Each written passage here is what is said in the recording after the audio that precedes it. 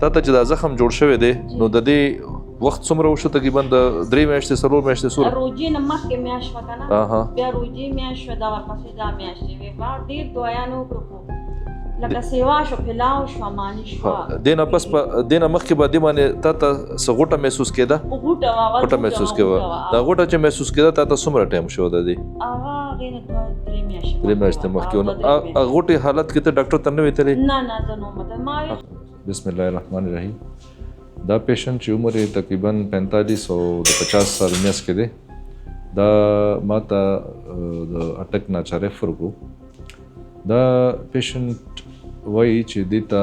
په د ښۍ سینه کې برسټ کې یو غوټه فیل کېده د هغې تقریبا څه 8 میاشتې وشوې خو دې چونکې درد نه کولو نو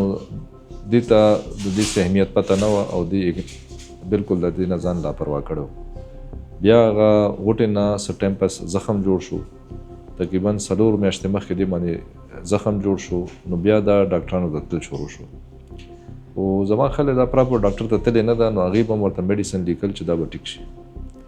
بیا ورته چا وویل چې یاره د دې خو ټیسټ پکار دی بیا دې نه بایاپسي واخیسته شوکت خانم ته ولېږله نو هغې کې پته ولګېده چې دا کینسر دی نو زما خواست دی چې کم خویندې دي چې هغوی ته په سینه کې چېرته هم څه غوټه محسوس شي خاص طور باندې چې عمر یې د 30 نه بری نو دا دې خامخا ډاکټر ته ځان ښیي په دې کې هیڅ شرم نشته او په دې کې هیڅ حرج نشته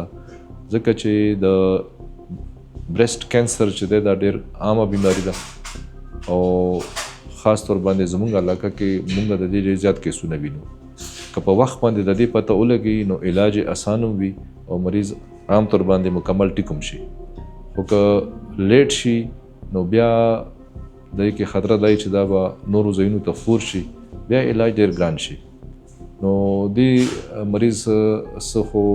د خپل نه خبرې په وجه باندې ځان سره زیاتې کړی دی چې دومره لیټ ډاکټر ته تللی ده او څه بیا پراپر ډاکټر ته تللی هم نه ده نو هغې کې هم د دې ټایم ضایع شوی دی اوس د دې دومره غټ زخم جوړ دی تاسو چې کوم په دې ویډیو کې او د دې تصویرونو کې ګورئ چې هغه دومره زیات دی چې تقریبا نیمه سینه نیسلې ده او دومره بدبویي ترې روانه ده چې انسان ورسره خوا کې ودرېدی هم نه شي بهرحال اوس چې زموږ څه لاس کې دي دا به ورسره کوو او لیټس هوپ چې دې ته فایده ورسي نو زما دا میسج ډېر اهم دی چې څوک یې هم ګوري نو په دې باندې د خامخا ځان خبر کړي او عمل دې پرې وکړي